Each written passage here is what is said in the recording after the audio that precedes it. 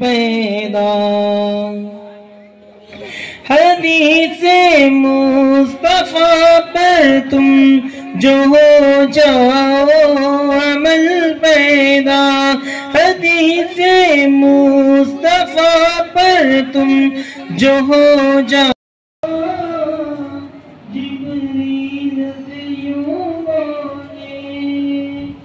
महबूब के तलवों पर, महबूब के तलवों पर लब रख के जगाना है। महबूब के तलवों पर भाईजान भाईजान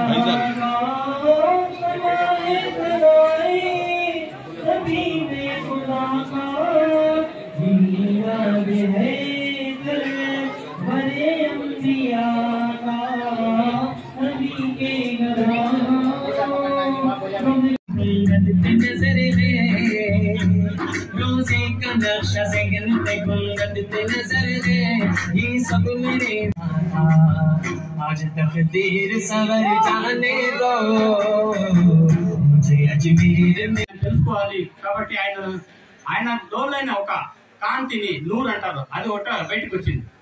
అంటే దేవుడి తర్వాత మొట్టమొదటి కర్త ఎవరంటే మొహమ్మద్ సల్లల్లాహు అలైహి వసల్లం చేశాడు. ఆయన పేరు మొహమ్మద్ అని పెట్టాడు ఆయన. అంటే వీళ్ళిద్దరే కొన్ని కోట్ల సంవత్సరాలు ఉన్నారు. అప్పుడు భూమి లేదు, ఆకాశం లేదు, సప్త శూన్యమే శూన్యము. ఆ ఇద్దరే ఉన్నారు. ఆ ఇద్దరులో ఏమైందంటే దేవుడు ఎప్పుడు ముందర కనబడతా ఉండేది మొహమ్మద్ సల్లల్లాహు అలైహి వసల్లం ముందర దేవుడు ఉన్నాడు. కాబట్టి దేవుడు ఎప్పుడు కూడా మొహమ్మద్ సల్లల్లాహు అలైహి వసల్లం దేవుడిని చూసి లా ఇలాహా ఇల్లల్లా, ఎవరు లేరు నీ తర్వాత ఈ ప్రపంచంలో కానీ సృష్టిలో ఎవరు లేరు, దీని అర్థం నువ్వు ఎక్కడే ఉన్నావు అంటే అప్పుడు దేవుడు ఏమంటాడంటే మొహమ్మద్ రసూల్లా, నువ్వు నా మొహమ్మద్, నేనున్నాను నువ్వు ఉన్నావు, మేమిద్దరే ఉన్నాము, నాకు చూస్తే నీకు చూసినట్లు నీకు చూస్తే నాకు చూసినట్లు.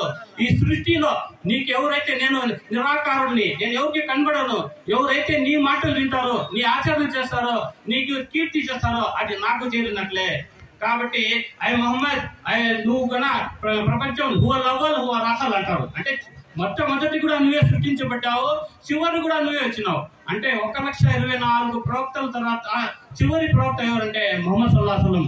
చాలా మంది అనుకుంటారు ఈయన చివరిలో వచ్చినాడని. కాదు, ఆయన మొట్టమొదటే నూరై ఉన్నాడు, బషరై కిందకు వచ్చినాడు, మనిషి కింద గ్రూపు ఎత్తి వచ్చినాడు. ఆయన్ని చూడటము మనకు దేవుణ్ణి చూసినట్లే. కాబట్టి ఆయన కొన్ని చర్యతని పెట్టినాడు, చిన్న చిన్న అంతా మనకు మోడల్ గా. ఆయన జీవితం 63 సంవత్సరాలు ఈ భూమిలో ఉన్నప్పుడు ప్రతిదీ ఆయన ఒక కూర్చొని నీరు తాగటం ఎట్లా, తల్లిదండ్రులతో ఎట్లా ఉండాలి, భార్య బిడ్డలతో ఎట్లా ఉండాలి, ఒక ఇబాదత్ అంటే భక్తి అంటే ఒక దేవుణ్ణి కొలడమే కాదు, తల్లిదండ్రుల్ని పూజించడం కానీ, గురువుని పూజించడము, మన సోదరుల్ని ప్రేమించడం కూడా భక్తిలోనే భాగ్యం అవుతుంది. కాబట్టి భక్తి అనేక రకాలుగా ఉంది. ఏదో నువ్వు చేసిన ఆచరణలో నాకు ఒక్కటి కూడా దాంట్లో కలిసి వస్తే నీకు ధన్యం అయిపోతుంది, నువ్వు స్వర్గానికి పోతావు అంటారు. కాబట్టి ఆయన ప్రవచనంలో ఒక చిన్న ఉదాహరణ చెప్పి ఆయన యొక్క వ్యక్తిగతం గురించి చెప్తాను. అంతకుముందు చెప్పినాను. ఒకసారి ప్రవక్త ఇట్లే అప్పుడు మక్కా చుట్టూ 360 ఏమున్నాయంటే బుత్తులు అంటారు దానికి, అంటే పూజిస్తాడు అగ్నిని గాలిని ఇట్లా పూజిస్తా ఉంటే ఆయన పుట్టినప్పుడు అవన్నీ కింద పడిపోయినాయి. అప్పుడు ఏం చేస్తానంటే ఒక ముసలామె ఉండింది, 70-80 ఏళ్ళు ఉంటాయి. ఆమె ఏం చేసిందంటే అయ్యో ఈ మక్కాలో ఎవరో మంత్రి కూడా వచ్చేసినాడు, ఈయన వచ్చి మనకంతా అనేక దేవుళ్ళని తీసి ఒకే ఒక దేవుడు అంటా అన్నాడు, నీకు ఇక్కడ ఉంటే నాకు కూడా మార్చేస్తాడు ఆయన, నేను ఊరు వదిలేసి వెళ్ళిపోతాను అని. ఆమె ఏం చేసిందంటే మక్కా వదిలేసి పోతా అంటే పాపం ఆ కాలంలో వాళ్ళ ఇంట్లో ఏమేముందో సామాన్లంతా మూట కట్టుకొని బరువు మోయలేక ఎత్తుకొని పోతా ఉందంట.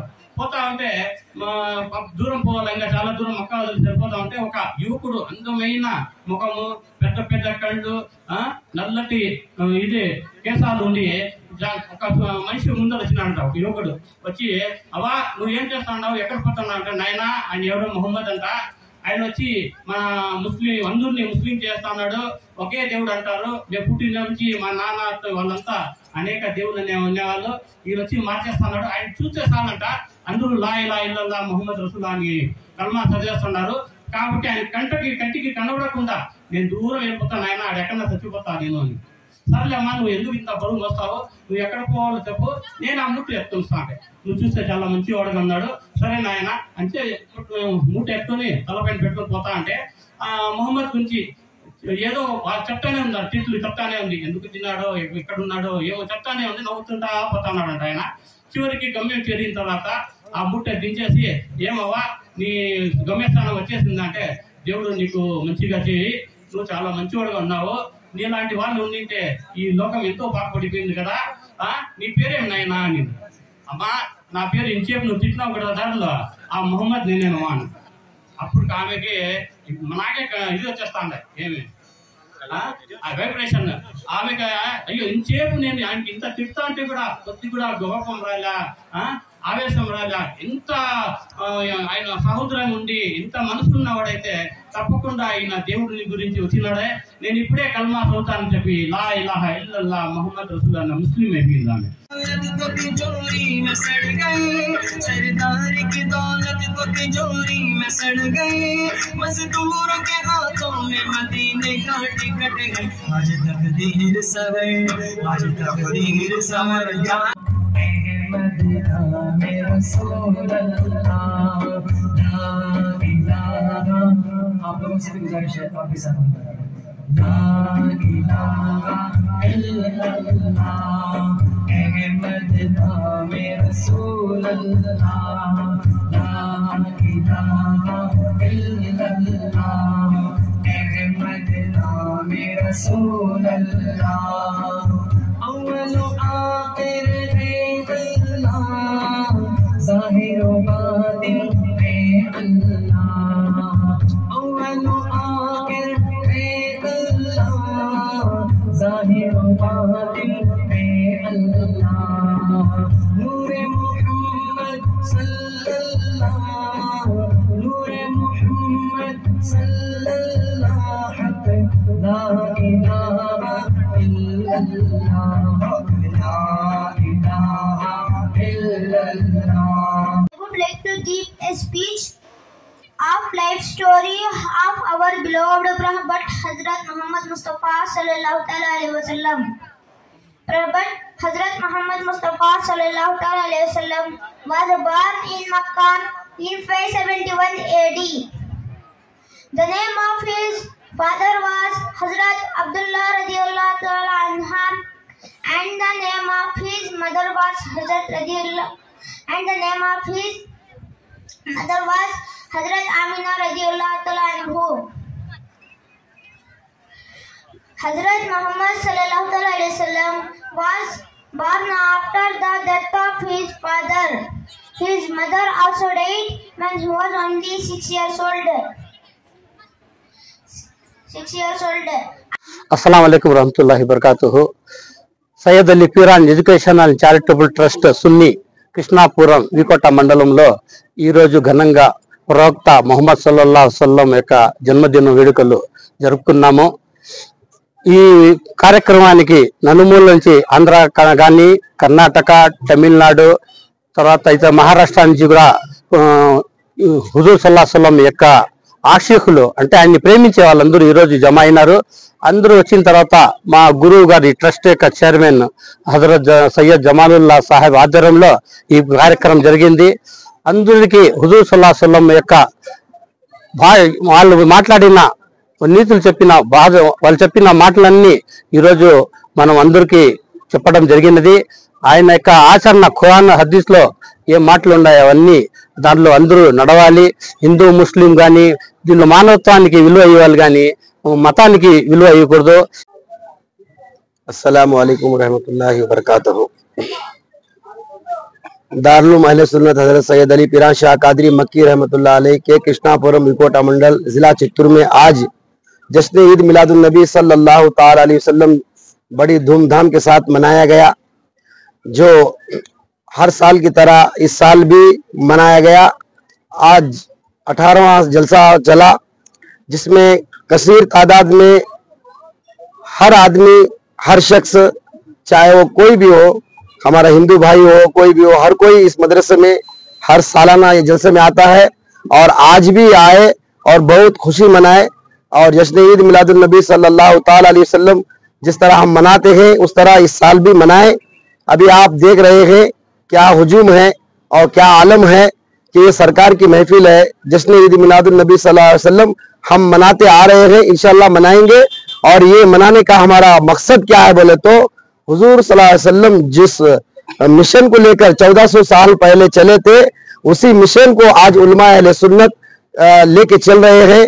और जश्न ईद मिलादुन नबी सल्लल्लाहु अलैहि वसल्लम मनाना जरूरी है, क्योंकि हुजूर की पैदाइश का दिन है ये।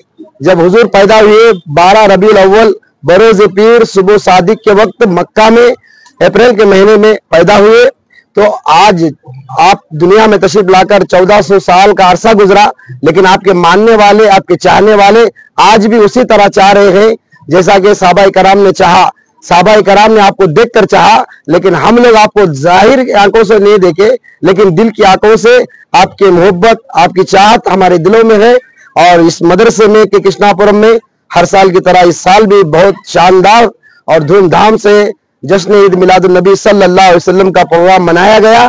और आप हजरात देख रहे हैं कि बखुशी जितने भी हमारे यहाँ पे अतराफ व अकनाफ के लोग, इर्द गिर्द के लोग, विकोटा मंडल के लोग, चित्तूर जिला के और कर्नाटक मुलबागल के सभी तरह के लोग, सभी गांव के लोग यहाँ पर आकर खुशी खुशी तबरुकात की ज़ियारत किए और तबरुकात खाए, खाना खाया और बयान सुना और हुजूर की शान सुनी, हुजूर की नाते सुनी और तमाम चीजें सुनकर बखुशी से अपने अपने घर को लौट रहे हैं। इंशाअल्लाह फिर आइंदा जिंदगी बाकी रही तो हम इसी तरह हुजूर सल्लल्लाहु अलैहि वसल्लम की शान में कसीदे पढ़ेंगे, नात पढ़ेंगे और बयान करेंगे और इसी तरह हमेशा जश्न ईद मिलादुन नबी सल्लल्लाहु ताला अलैहि वसल्लम मनाएंगे।